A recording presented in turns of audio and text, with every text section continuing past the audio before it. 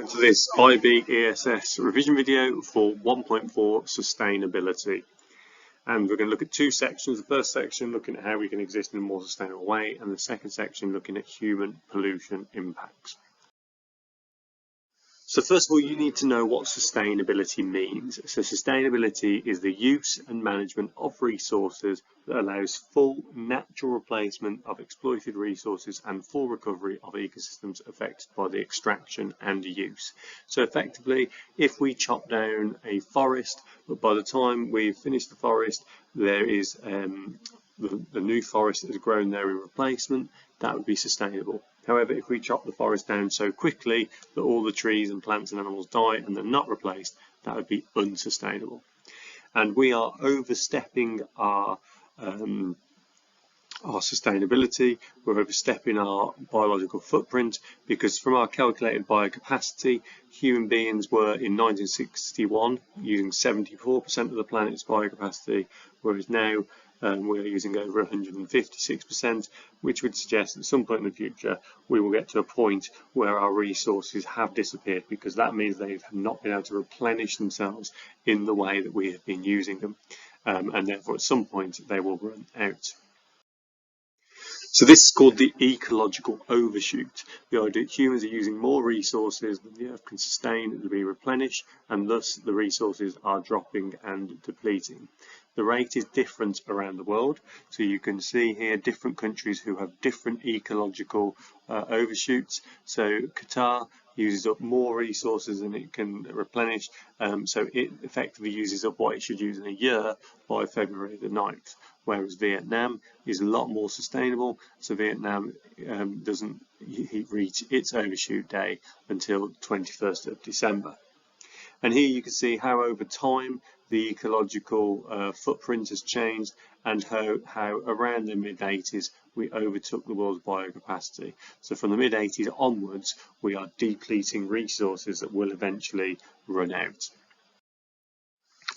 So this has led to something called the Millennium Ecosystem Assessment, which is a UN-funded research program focusing on ecosystem change. And it has found that 60% of our ecosystems have become degraded. It has found that 40% of our water sources, freshwater sources, have doubled in use in the past 50 years. 25% of our fish are over-harvested. 35% of mangroves have been destroyed, 20% of coral has been degraded, and species extinction rate is between 100 to 1,000 times what should be happening due to the background extinction rate. And you can see here, looking at different climates, so forest, dry land, the different impacts that humans have had. So you can see here when it's yellow to red, it's the impact on biodiversity on the last 100 years. So the red is the worst area. You can see massive habitat change is happening, climate change starting to make an impact now. And you can see the trend that's happening, so whether the impacts generally are going up, which would say that we're continually increasing our impact at a rapid rate. Some impacts have stayed the same, but in very few areas, if not any, there are no impacts going down apart from the habitat change in temperate forests. So the recommendations that the UN made for this was that we need to remove subsidies for any damaging practices to make sure farmers aren't receiving extra money for anything that cause damage, encourage environmental stewardship, so people who own the land need to be looking after it, and we need to protect protected areas from development and prevent further development in those areas. So this then leads to the idea, and what they came up with was that we are currently way above our biocapacity, our ecological footprint is, and depending on what we do in the next few years, will by 2030 will depend massively on how our lives continue. If we continue business as usual and nothing changes from this point now, we will hit our overshoot day as an Earth on the 28th of June. So we'll be effectively using 2 Earths worth of resources every year until they run out. Whereas if we cut our carbon emissions by 30%, our overshoot day will be September the 16th, which means we will use effectively 1.5 of the Earth's resources, and hopefully that trend can continue down until we get back to 0. Now, this all links as well to something called an environmental impact assessment, and this is one suggestion that's been had to try and develop and reduce the impact of our development on planet Earth. And the environmental impact assessment is a report that is prepared before, and that is critical, it is before the development of a project or a change in the use of land. They are a cost-benefit analysis of the environment and human health impacts. So it's looking at, is it worth us doing for our own benefit? How can we minimise the impact on the environment and also on human impacts? And basically the following stages should occur. So there should be screening and scoping. So there should be an environmental impact assessment. We need to find out, is it required and how detailed do they need to go into? There is assessment of environmental risks, so they have to collect data and decide what needs to be determined. There's mitigation, so after the report's been published, they have to look at how can they minimise the risk. And then there is decision making, which is when a regulatory agency make the final decisions and permit it to happen or make changes that have to happen before it can be built. And once the thing is being built, or once the area is being developed, you need to monitor regularly what the impacts are. Now, whilst environmental impacts have been made to try and reduce the impact of human development on our environment and therefore make them more sustainable, there are many people that don't think they are effective, and that is due to the following weaknesses. The first one is different countries have very different standards. So what might be accepted in America may not be exactly the same in Australia. And that means that if we're doing it all to different standards, are we actually doing it to an effective level? It's hard to determine where a boundary should be. So when we build properties, when we develop land, where exactly do you stop looking at the impact? Because let's say you're going to build a new school, there'll be new roads going towards that school, then you might have housing estates nearby that are going to develop over time. Some of the impacts may be missed. Again, what the life of in biodiversity is very complex, and those impacts may be missed because we may not realise a knock-on effect that one factor changing may have onto the others. And the costs involved are often high, and therefore in some cases corners might be cut, and even the completion of an environmental impact assessment in some sensitive areas can cause damage as a result. The second part of this module is that we're looking at pollution and types of pollution, and then how we can manage human pollution. So you need to understand what pollution is. Pollution is the addition of a substance or agent to the environment by human activity. So it's something that we're adding into the environment. It's happening at a greater rate that can be rendered harmless by the environment, and therefore it has an appreciable effect on an organism. So it has this impact on an organism due to the fact that it's been put in more quickly than it can be rendered harmless or broken down with the environment. Now, the word appreciable effect is important because that means that it's not necessarily a negative effect. It could be having a positive effect on some. So, for example, sewage will allow certain weedy species to survive and increase. But pollution doesn't have to be chemicals. It can be matter. Okay, so it could be stuff that we think of as pollution, so carbon dioxide in the atmosphere, sewage into river water. It could be energy, so light energy, for example. At night time, light pollution has an impact on wildlife, for example, or it could be unexpected or unwanted living organisms, so things like alien species, invasive species that humans are introducing. Now, there are two main groups of pollution, I suppose. There's parts of classification that are different in this module, but when we use up our resources, the pollution that we're producing is either primary pollution and that can become secondary pollution.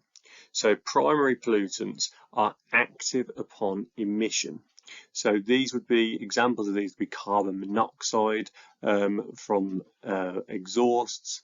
It could be other things including nitric oxide, sulfur dioxide, particulates, ammonia, things that would be volatile compound, organic compounds, VOCs. These are things that would have an impact immediately. So effectively what happens is when they are released, they are directly emitted from a source. Their effect on living things would be direct, but also potentially indirect. They are unstable, so they will react quickly to form new molecules.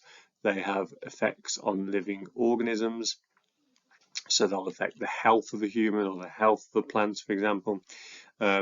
We can only reduce them really by lowering human emissions, and examples you can see are there. However, some pollutants, particularly some of these primary pollutants, will then react in the atmosphere and become secondary pollutants. So, for example, nitrogen oxide and sulfur oxide, these will become acid rain when they react with the rainwater and dissolve in the rainwater. So they are indirect because they have reacted and been made in the atmosphere. They will have potentially direct impacts on living things. They are more stable, so for example, it's harder to get rid of acid than sulfur dioxide because sulfur dioxide will break down, the acid won't. They will affect the whole ecological system, so acid rain might affect lots of different parts of the ecosystem, and they are difficult to reduce because the reactants are already in the atmosphere. So secondary reactants are formed through chemical or physical changes to the primary pollutant. Also, we need to look at, well, where do these pollutants come from? What's their source? And this can make things a bit more difficult to deal with, or it can make it maybe potentially a bit easier.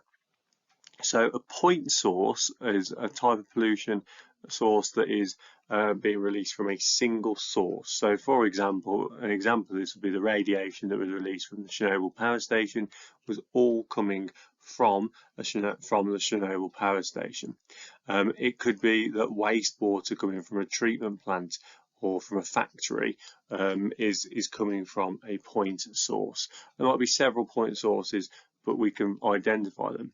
And these, in terms of management, because they're coming from one place, they tend to be easier to monitor, easier to control the emissions, and then hopefully relatively easy to be managed by law to lower them. However, non-point sources are where things come from different sources, such as diffuse sources, so different cars, for example. And that is a lot harder to monitor, it's a lot harder to control.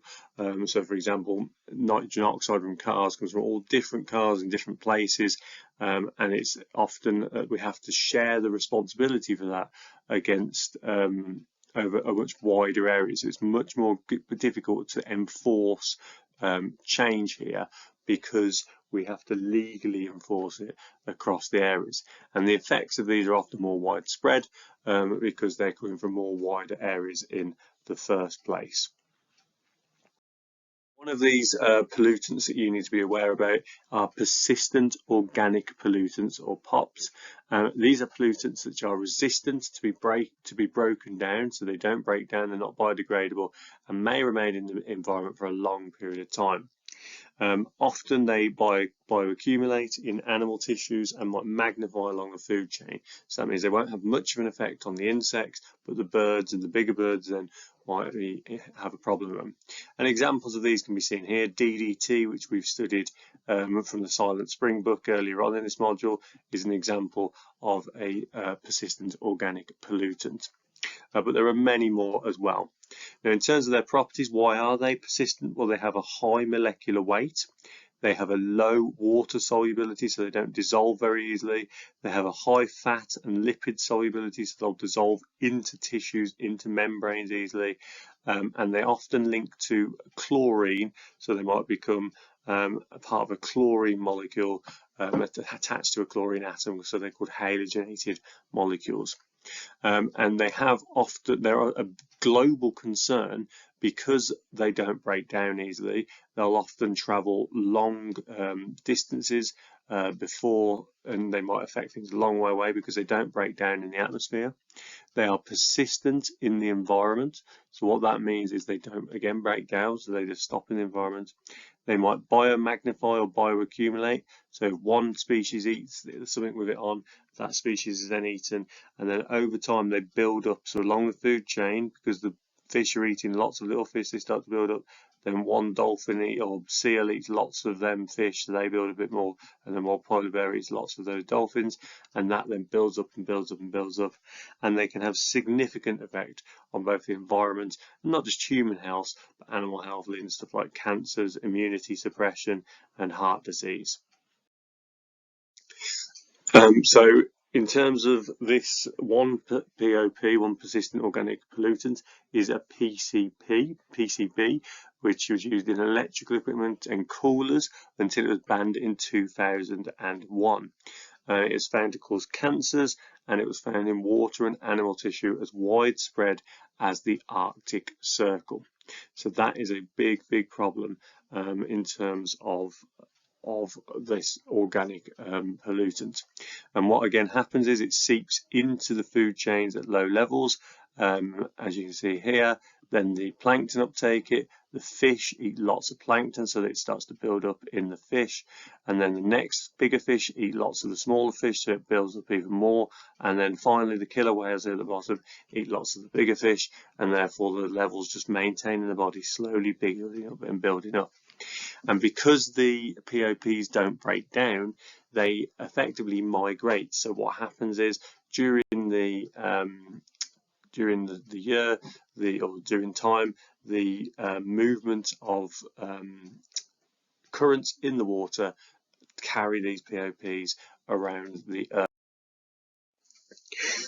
Now, obviously, they are biodegradable, but then there are biodegradable pollutants as well, and biodegradable pollutants are less of a long-term impact, and that's why we're looking at changing things like plastics to biodegradable, because even if they have some pollutant properties, biodegradable plastics would break down quickly due to decomposers or by heat or light in some cases, and therefore it would have less widespread impacts because they'd break down quicker from their release, and also you'd have short-term impacts, unlike the plastic situation. And there are different types of pollutants in terms of the impacts of them. So it could be what we call an acute pollution, which is where large amounts are released, causing a lot of initial harm, which is such as a Bocal disaster with mercury poisoning. And then there's chronic pollutants, where small amounts are being consistently released over a long time, which often results in problems. One, for example, is air pollution. Now, we can measure pollution in lots of different ways. We can do direct measurement of pollution, for example, look at how much pollution is in the water, the air, or the soil. And we can do that by looking at different things. So air pollution, we can measure the pH of rainwater. We can measure the amounts of gas in the atmosphere. We can measure the amounts of gas coming out of exhausts. In water and soil, we can measure the nitrate levels, the sulfate levels, which link to nitrogen oxide and sulfur dioxide or acid rain. We can look at the amount of bacteria growing, and we can look at heavy metal concentrations. But we can also use indirect measures, and indirect measures is where we might look at the changes in abiotic or biotic factors as a result of the pollution. So there's two main ways we look at this. Oxygen levels in water, so highly polluted water will have less oxygen in it, cleaner water will have more oxygen in it. And we can look at the indicator species which are present. So indicator species are species that are found in different pollution levels of water. Generally, or in the air as well, generally, the more polluted, the less variety, less biodiversity there is, but there are particular ones that will thrive in certain areas. So freshwater, we can look at invertebrate species, and you can see here certain things like the mayfly nymph live in clean water, but as the water gets more and more polluted, less and less lives there, and particular species like the red-tailed maggots are found more likely. So you can see what lives there to identify the pollution. And that is because certain things can survive in the lowering of the oxygen levels because they have less competition, so we can use those to identify how much pollution. And we can link it to the idea of the pollutant species here. So when you've got high oxygen levels in clean water, there's more biodiversity and particular organisms thrive there, but particular organisms will thrive in lower oxygen levels where there's high pollution. And here's some examples of those different organisms you can see, like in different levels of oxygen levels, or cleaner water, or murkier water, and therefore they're adapted to survive in those conditions and make ideal biological. Now, once we've found that there's a pollution issue, there are 3 methods to manage pollution that we need to try and do. The first one is we need to try and alter human activities. We need to change the behaviour of society as a whole. And we can do this in lots of ways, doing campaigns, educating people, doing community groups, doing government legislation, and then economic incentives. So for examples of this, you'll be much more aware than my parents' generation were about emissions and carbon dioxide emissions and greenhouse gases. So therefore, you're more likely to think I'll walk somewhere or I'll take public transport because of education and campaigns. Economic incentives might be the fact that you don't get charged for driving into city centres like Birmingham or London if you have electric cars, but you do if you have a diesel car. Next thing you can do, if that doesn't particularly always work, is look at the release of the pollutant into the environment and try and prevent this. So this could be due to legislation. So you might get to the point where it's illegal to drive diesel cars in cities, and you don't just get charged for it, but you actually it's breaking the law. And it might be also the development of technology to extract pollutions from emissions. So for example, what they call air scrubbers in factories or power stations, where they're capturing the pollution, carbon capture technology, which is capturing carbon dioxide before it's released and storing it away, or it could be catalytic converters in cars, which catch the nitrogen oxide before it is emitted into the atmosphere, reducing the amount of acid rain. And the last one is we need to look at restoring the restoring the ecosystems after the impact. So cleaning and restoration of damaged ecosystems. So where the top 2 have failed, we now need to introduce recovery systems, and it might be removing the pollutants. So for example, if there's been an oil spill and we haven't charged the activity, we haven't stopped the release of the oil, it might be using bacterial methods to break down the oil and try and combing the surface of the sea to take the oil out. And replanting and restocking depleted populations or communities such as plant life and habitat will then restore that habitat, hopefully to its original health.